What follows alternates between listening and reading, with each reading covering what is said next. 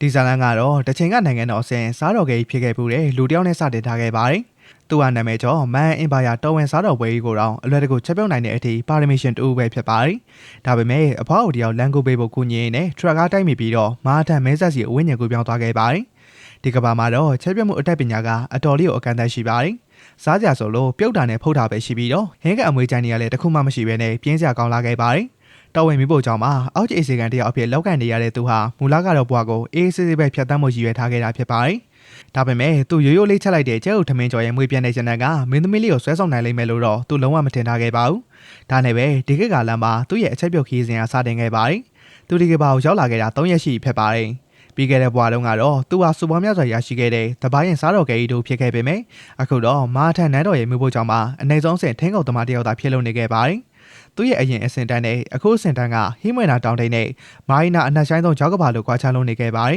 ။သူကိုယ်သူတိခတ်နိုင်ပါလို့ပြောပေမဲ့3ရက်လောက်လဲကြာရောဘာရတော့မှမရှိပဲနန်းတော်အစားအစာတွေကြောင့်ပဲသူယူကျင်စိတ်ပေါက်လာခဲ့ပါတယ်။ဒီကိထမ်းမင်းစားမှာချက်ပြုတ်နေရပြုတ်တာတဲ့ပေါင်းတာလောက်ပဲရှိတာမလို့တော်ဝင်မိဖို့ကြောင့်ထွက်လာတဲ့အနက်သက်တွေကလည်းထင်းရနေခဲ့ပါတယ်။လူတွေမှာစိတ်သားညင်နှန်းနေနဲ့စနစ်တကျမချင်ထားတဲ့ပန်းကပိငံပြားရည်နဲ့နေရလွှမ်းမိုးလို့နေခဲ့ပါတယ်။အမှန်တိုင်းပြောရရင်ဒီနန်းကြောင့်ပဲပြီးခဲ့တဲ့3ရက်ကစားထားတာတွေအကုန်ပြန်ကျစိတ်တွေဖြစ်လာခဲ့ပါတယ်။သူကဘယ်သူမှတတိမထားမိခင်လူချေတဲ့တုံးလေးအပူတလန်းကိုချက်စားပြီးတော့ဝမ်းပြဖို့ဆွမ်းပြလိုက်ပါတယ်။ထမင်းကတော့အရေးသွေးမြက်ကတော့ခံဆန်ဖြစ်ပေမဲ့ဒီခက်မှာကဝါသားကစင်းရဲသားတွေပဲစားတဲ့အောက်တန်းစားသားဖြစ်နေခဲ့ပါတယ်။ဒါကြောင့်ဒီဝက်စီဘတ်လေးကိုရဖို့သူ့ရဲ့မရှိရှိသမျှစူဘူးလေးကိုဖောက်ခဲ့ရတာဖြစ်ပါတယ်။အစင်းသိမ့်ဖြစ်ပြီဆိုတော့ဒဲဦးပူတော်လေးချက်ဖို့ပြင်လိုက်ပါတယ်။ချက်သားကိုအနုစိတ်ပပလေးလီရင်သူ့ရဲ့ဗီဇာအတိုင်းပဲအလိုလျောက်နှိုးချလာခဲ့ပါတယ်။နန်းတော်ကပြင်းစရာကောင်းတဲ့အစားအစာတွေကိုကြည့်ပြီးတော့ဒါမျိုးကိုတော့သူလုံးဝမျိုးမကျနိုင်ဘူးလို့တွေးမိလိုက်ပါတယ်။ဒါပေမဲ့အဲ့ဒီအချိန်မှာပဲသူခိုးချက်နေတာကိုတယောက်ကမိသွားတယ်ဆိုတာသိလိုက်ရပါတယ်။ကောင်မလေးကသူ့ကိုမောကြည့်ရင်းနဲ့ရှမ်းလို့ခေါ်လိုက်ပါတယ်။ပြီးတော့သူ့လက်ထက်ကထမင်းတွေ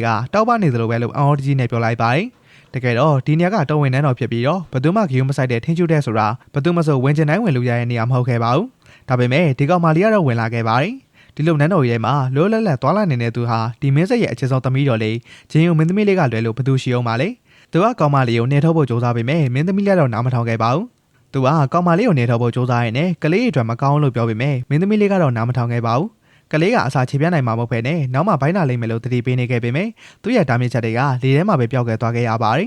ကောင်မလေးကသူ့ကိုရုပ်ချောတဲ့ရှမ်းလေးလို့ခေါ်ပြီးတော့နောက်တစ်လုံးလောက်ပဲကြွေးဖို့အတွက်တောင်းပန်နေခဲ့ပါတယ်တလို့ထဲပါဆိုပြီးတော့ခတိပေးနေတဲ့ကောင်မလေးရဲ့ချွန်းနေမှုကိုမလွန်ဆန်နိုင်ပဲနောက်ဆုံးတော့သူအရှုံးပေးလိုက်ရပါတယ်သူကစိတ်မရှိသလိုနဲ့ကဲပါတောင်းမနေတော့နဲ့တလို့ပဲစားရမယ်နောက်ထပ်လုံးဝမရဘူးလို့ပြောလိုက်ပါတယ်မင်းသမီးလေးကတော့တော်ဝဲမိဖို့ကြောင့်အစားအစာတွေကအရသာမရှိဘူးလို့ပြောခဲ့တဲ့သူမမိရဲ့စကားလိညာချက်ပဲလို့ကောက်ချက်ချလိုက်ပါတယ်သူမစိတ်ထဲမှာတော့တကယ်အရသာရှိတဲ့အစားအစာတွေကိုရော်ချောတဲ့ရှမ်းလီယာဝတ်ထားလို့ထင်နေခဲ့တာဖြစ်ပါတယ်ကောင်မလေးကထထောင်းနေခဲ့ပေမဲ့သူကတော့ကုံသွားပြီလို့ပြောလိုက်ပါတယ်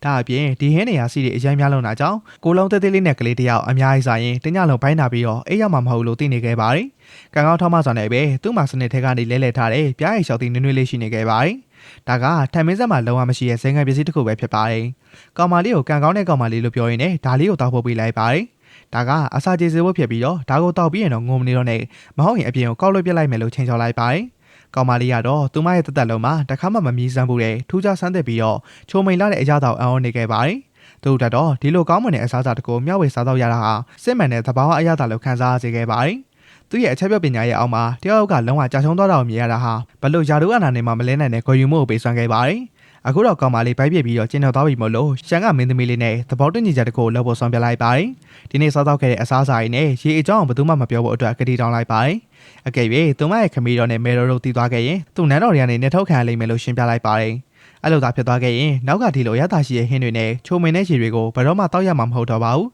။မိမိကိုစီစီလို့ခေါ်တဲ့မင်းသမီးလေးကသူမရဲ့နှာခမ်းတွေကိုတောက်ကတ်ထားမှမလို့ခမီးတော်ကိုဘာမှမပြောဘူးလို့အခိုင်အမာကတိပေးလိုက်ပါတယ်။ဘာဖြစ်ဖြစ်သူမရဲ့ရုပ်ချောတဲ့ရှမ်းလေးအကြောင်းကိုဘယ်သူမှမပြောလို့ကတိပေးလိုက်ပါတယ်။ပြီးတော့သူမကရှမ်းပမာလဲထင်းချူတဲထဲမှာပုံပြီးတော့ချက်နေရလားသမီးလည်းမသိဘူးဆိုပြီးတော့လူတွေကိုဘယ်လိုညားရမလဲဆိုတာကိုထင်အောင်ထင်ကားနဲ့လေ့ကျင့်ပြနေခဲ့ပါတယ်။ဒါကိုကြည့်ပြီးတော့ရှမ်းတယောက်ဒီကလေးမလေးကတကယ်ပဲလှုပ်ဝက်ချက်ကိုထိန်းနိုင်ပါမလားလို့တွေးပြီးတော့ရင်တမမဖြစ်နေခဲ့ရပါတယ်။တစ်ချိန်တည်းမှာပဲနန်းတော်ရဲ့တခြားတနေရာမှာတော့အေဂရမင်းပြကသူ့သမီးတော်အစာကျွေးဖို့ပြက်ကွက်နေတဲ့အစီအကံတွေကိုအသုံးမကျတဲ့သူတွေလို့စုပူချင်းမောင်းနဲ့ဒေါသထွက်နေခဲ့ပါတယ်။ဂျင်းယုံမင်းသမီးတွေအစားမစားနိုင်တာ3ရက်ရှိပြီဖြစ်ပြီးတော့သူတို့ယူဆောင်လာခဲ့တဲ့အစားအစာတွေကိုကြည့်ပြီးတော့ဆက်ဆုပ်ယွန်ရှာနေခဲ့တာဖြစ်ပါတယ်။စစ်သားညီနန်းကပြင်းလို့မိုင်ပေါင်းများစွာကလေးကအနှမ်းကြနိုင်ပြီးတော့အေဂရမင်းမြတ်ကိုယ်တိုင်တော့ပြုတ်အံကျစိပေါက်စေခဲ့ပါတယ်။မိဖုရားကောင်ကြီးကမင်းမြတ်ကိုအာနန်လို့ခေါ်ပြီးတော့စိတ်အေးထားဖို့အတွက်ဖြောင်းပြခဲ့ပါတယ်။ သမီးတော်ကမကြသေးခင်မှာနေမကောင်းဖြစ်ထားခဲ့ရလို့လည်းပြောပြလိုက်ပါတယ်တော်ဝင်သမားတော်တွေကတော့တရရွက်နဲ့အစာရင်အားနဲ့လို့အပြစ်ပုံချပေမဲ့အေဂရကတော့စားတော်ကလေးအသုံးမကျလို့ပဲတထဲကြယုံကြည်နေခဲ့ပါတယ်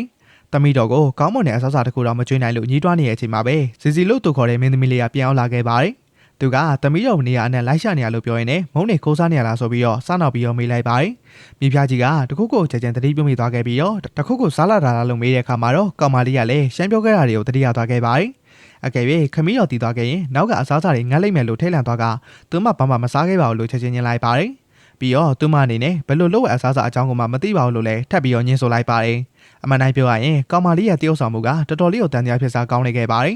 အထူးသဖြင့်ဘိုက်ပြေလုံးလို့လေတက်နေတဲ့ပုံစံအတိအသားကြီးပဲဖြစ်ပါတယ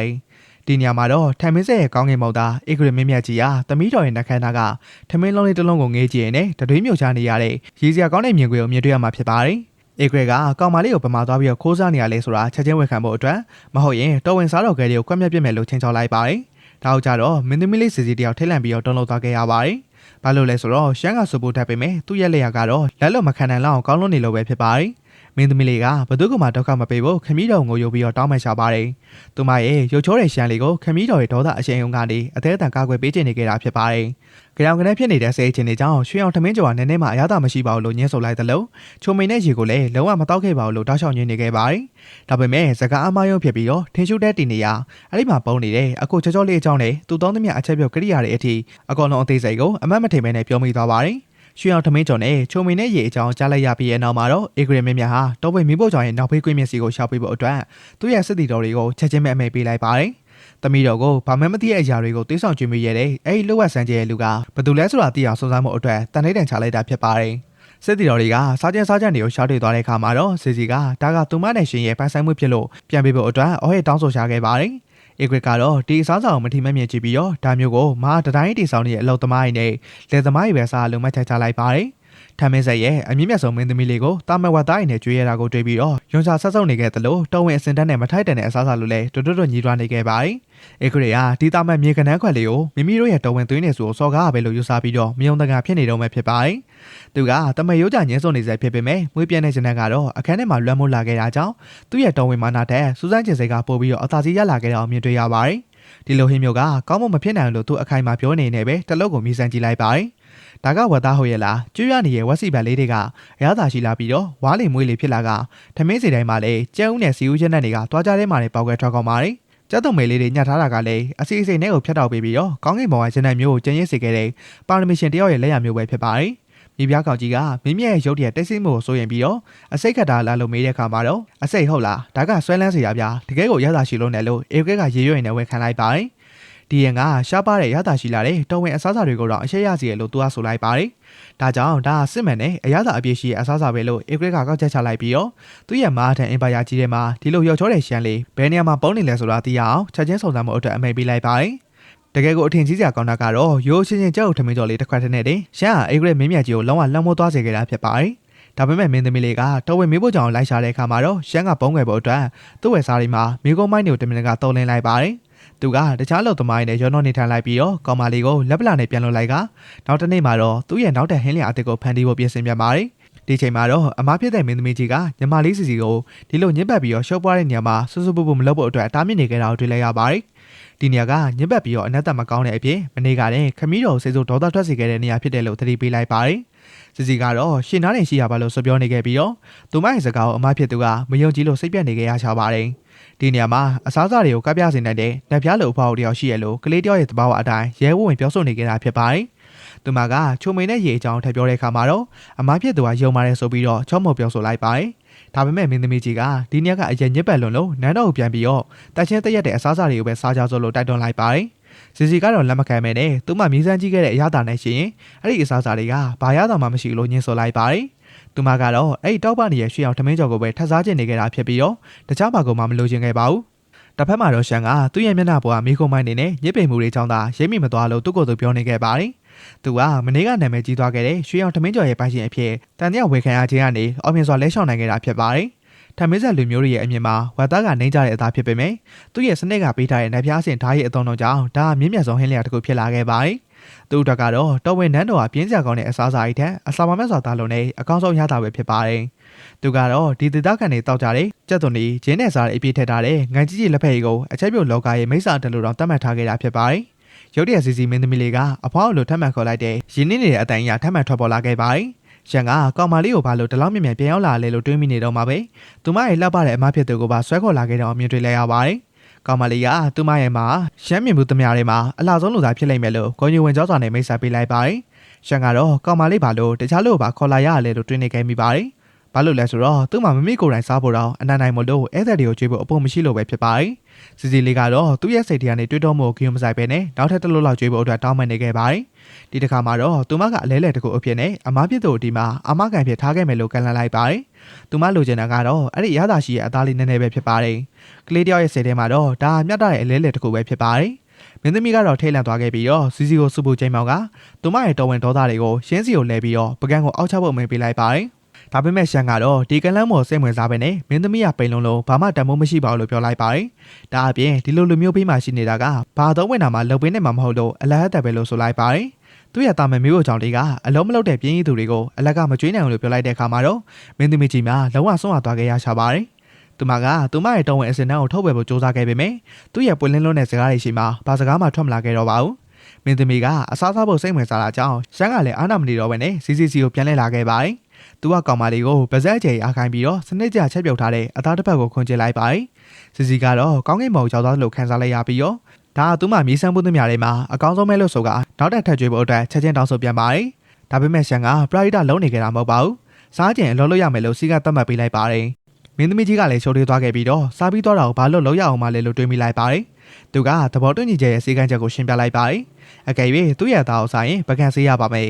။ဒါမျှတတဲ့ကုန်သွယ်မှုဖြစ်လို့ကြိုက်ရင်ယူမကြိုက်ရင်ထွက်သွားလို့ဆိုလိုက်ပါတယ်။အမားဖြစ်သူကသူ့ကိုရိုင်းစားလိုက်တာလို့ဆဲဆိုပေမဲ့စီစီကတော့အစားအစာစီကိုလက်ကမ်းနေခဲ့ပြီးတော့အမားဖြစ်သူရဲ့ဝေစုကိုပါသူမှစားပေးမယ်လို့ဆိုလိုက်ပါတယ်။အော်စရာကောင်းတာကတော့မင်းသမီးကြီးကအလျှော်ပေးလိုက်ပြီးတော့ပကံတွေကိုသူမှပဲဆေးပေးပါမယ်လို့ထစ်ထစ်အားအားနဲ့ပြောလိုက်ပါတယ်။ပြီးတော့သူမရဲ့ညမလေးကအသားတစ်ဖက်ကိုလိုက်ယူလိုက်တာကြည့်ပြီးတော့အဲ့ဒီအသားဘက်ကငါးအတွက်လေးဆိုပြီးတော့အသေးအံအော်ဟစ်တာမြင်လိုက်ပါတယ်။မင်းသမီးကတော့ဒီသားဘက်ကကလေးတယောက်အတွက်အစီများလွန်းတယ်လို့အကြောင်းပြပြီးတော့ညီမဖြစ်သူရဲ့ကိုစားသူမကိုယ်တိုင်ပဲစားပြလိုက်ပါတယ်။အဝါစားပြီးသွားတဲ့ခါမှာတော့ရှမ်းကအခုနကပြောခဲ့တဲ့အတိုင်းအလောလဖို့အချိန်တန်ပြီလို့တတိပေးလိုက်တာမလို့စီစီလေးကဘေးကနေအားပေးပြီးတော့မင်းသမီးခမပကံတွေကိုစပြီးတော့ဆေးကြောခဲ့ရပါတယ်။ရှမ်းကလည်းနောက်တစ်ခါကျရင်ပို့ပြီးတော့ရတာရှိရဲ့အသားတွေအများကြီးပြင်ဆင်ပေးထားမယ်လို့ကောင်မလေးကိုကတိပေးလိုက်ပါတယ်။သူကမင်းသမီးကြီးပကံစင်နေရင်အခက်တွေ့နေကြတာကိုကြည့်ပြီးတော့စပွဲတော့ဝင်နဲ့ပကံတွေကိုတုံးနေပုံပကံရဲ့ကြောပတ်တွေကိုတိုက်ချုပ်ဖို့မင်းနေပုံတွေကိုထောက်ပြနေခဲ့ပါတယ်။ပြီးတော့လက်မအစီတွေပြေကုန်တော့မှမလို့တတိထားဖို့ပြောလိုက်သလိုသူ့မှာရှိတဲ့တလုံးနဲ့သောဆွပြုတ်ပကံလေးကိုလည်းနည်းနည်းလောက်ရင်ကြည်ကြည်ကိုက်တွေပေးဖို့အတွက်တောင်းပန်နေခဲ့ရပါတယ်။အကယ်၍အဲ့ဒီပကံကိုခွဲလိုက်ရင်တော့သူမကိုဒီမှာအာမကန်အဖြစ်ထားပစ်ခဲ့ရမယ်လို့ဆောင်းလောက်လိုက်တဲ့အခါမှာတော့မင်းသမီးကလည်းဒါကိုတိတ်ပြီးတော့ညှင်းဆန်ချင်ပုံမရခဲ့ပါဘူး။နောက်ဆုံးတော့တော်ဝင်မင်းသမီးတစ်ပါးအနေနဲ့အမော်တကောဖြစ်သွားခဲ့ပြီးတော့ပကံဆေးလိုပြီးဖြစ်တဲ့အကြောင်းကြေညာလိုက်ရပါတယ်။ရှန်ကသူမရဲ့လက်ရောက်စစ်စစ်ပြီးတော့ဖြတ်ကနေခေါင်းချင်းပြကသူ့ရဲ့ဆန်တော်ရတော့မစိုးလောက်ပါဘူးလို့သတ်မှတ်ပေးလိုက်ပါတယ်။အလုပ်ပြီးရင်တော့ဆုလက်တွေရမယ်အလဲပဲဖြစ်ပါတယ်။ချက်ချင်းဆိုသလိုသူတို့တွေလှုပ်ဝက်ဆန်းကြတဲ့တောက်စရာအတစ်တကိုမြေဆန်းကြည့်ပြီးတော့ပျော်ရွှင်နေခဲ့ကြတာကိုမြင်တွေ့ရပါတယ်။စီစီကတန်ကုန်တော့လိုက်တာနဲ့မျက်လုံးတွေဝဲပါသွားခဲ့ပြီးတော့ဒီဖြော်ရီကတကယ်ကိုအရသာရှိလို့နဲ့လို့အော်ဟစ်လိုက်ပါတယ်။ဒါကချုံမင်းပြီးတော့အောက်ချိန်မှာဝါလို့ကောင်းတဲ့အလုံးလေးပါနေခဲ့တာကြောင့်ဒီစမ်းကြတဲ့အရာကဘာလဲလို့ရှမ်းကိုသိကျင်စော်နေမေးလိုက်ပါတယ်။သူကဒါကဘက်ဘက်တီးဖြစ်ပြီးတော့အောက်ကမဲမဲအလုံးလေးတွေကပလဲတွေဖြစ်တယ်လို့ရှင်းပြလိုက်ပါတယ်။ဒါတွေကလူတွေလက်ဘေးမှာဆွဲလေးရှိရဲ့ပလဲကြီးလားဘာလို့တလောက်စားလို့ကောင်းတာလဲလို့တွေးနေခဲ့မိပါတယ်။ရှန်ကတော့မင်းသမီးလေးကအဲ့ဒီပလဲတွေကိုတသက်လုံးအလားအတိုင်းဖြုံးတီးခဲ့ရပဲလို့ခနဲ့တက်ပြောရင်းနဲ့သူမမေရဲ့ရဲနာတွေကိုတွားပြီးတော့ဝါမစားဖို့အတွက်တတိပေးလိုက်ရပါတယ်။စီစီကလည်းသူမရဲ့မေတော်ကြောင့်ချက်ချင်းတတိရသွားခဲ့ပြီးတော့မေတော်ခင်ဗျာချောင်းစိုးလို့ခါတက်တဲ့ဆေးတွေကိုပဲတောက်နေရတာမလို့ဒါလေးကိုပေးချင်မိတာဖြစ်ပါတယ်။ဒီချုံမင်းနဲ့တောက်စရာကမေတော်ကိုပြောင်းစီမယ်ဆိုတာတေချာသိနေတာမလို့သူမကရှန်ကိုတနာစရာမျက်လုံးနဲ့ကြည့်ပြီးတော့ဒါလေးကိုနည်းနည်းလောက်နန်းတော်တွေကိုယူသွားလို့ရမလားသူခွင့်ပြုပါမလားဆိုပြီးတော့တုံဆိုင်နဲ့မေးခဲ့ရှာပါတယ်။ရှန်ကနှာခေါင်းရှုံပြီးတော့သူမမေတော်ရဲ့အားနေတဲ့ခန္ဓာကိုယ်နဲ့ဒီလိုရေခဲလုံးတွေပါတဲ့အေးကိုတောက်မယ်ဆိုရင်အသက်အန္တရာယ်ရှိနိုင်တယ်လို့ပြောလိုက်ပါတယ်။ဒါပေမဲ့သူကစားကားကြောင့်နဲ့ပင်လယ်လဲဥသေးတွေကိုတုံးပြီးတော့တကြားတဲ့လျှော်ထားတဲ့အထူးဖာရှင်တစ်ခုကိုကြိုးတိတ်ပြင်ဆင်ပေးထားပြီးသားဖြစ်ပါတယ်။သူကဒါကိုကမ်းပေးနေအစာကြေဖို့ခက်ခဲနေတာမလို့တေချာကင်ထားဖို့နဲ့နောက်ထပ်ထပ်မပေးနိုင်လို့တတိပေးလိုက်ပါတယ်။ကောင်မလေးကတော့ဝမ်းသာအားရဖြစ်သွားခဲ့ပြီးတော့စိတ်ကောင်းရှိရဲ့ရှန်ကိုကျေးဇူးတင်တဲ့အကြောင်းတိုးတိုးနဲ့ပြောနေခဲ့ပါတယ်။စီစီကနောက်ခါကျရင်သူမရဲ့အကောင်းဆုံးရှယ်နာတွေကိုသူ့အတွက်တင်ထားပေးပါမယ်လို့ခရီးပေးပြီးရနောက်မှာတော့ရှန်ကသူတို့ကိုတကားပြင်ဘက်ကိုနှင်ထုတ်လိုက်ပါတယ်။သူကတော်ဝင်မေးဖို့ကြောင့်အစီကံနေအခုဆိုရင်ရောက်တော့မှမလို့အကဲ၍မိသွားခဲ့ရင်တော့သူ့အကြောင်းလွတ်ဝက်ထားပေးဖို့တောင်းပန်ခဲ့ပါတယ် မင်းသမီးကြီးကလည်းပြန်ပြောဖို့ပြန်လိုက်ပေမဲ့စူးရပြီးတော့ခံကြလာတဲ့အတန်ကြီးတစ်ခုကသူတို့ကိုအခုချက်ချင်းရက်လိုက်ဆန်းလုံးအမိန်ပေးလိုက်ပါတယ်ကလေးတွေကခြေလန်းတွေတုံကနေဖြစ်သွားပြီးတော့သူတို့ရှစ်တက်တက်မှာတိုးနေမိတာကတော့တခြားသူမဟုတ်ဘဲနဲ့သူတို့ရဲ့အေကွေမင်းမြတ်ကြီးကိုယ်တိုင်ဖြစ်နေကြတာကိုသိလဲရပါတယ်သူတို့ကအမေမြတ်မခံရခင်ပဲနန်းတော်တွေကနေအများဆုံးလက်ထွက်နိုင်ဖို့မျှော်လင့်ချက်နဲ့ပြပြတလဲလဲနှုတ်ဆက်လိုက်ပါတယ်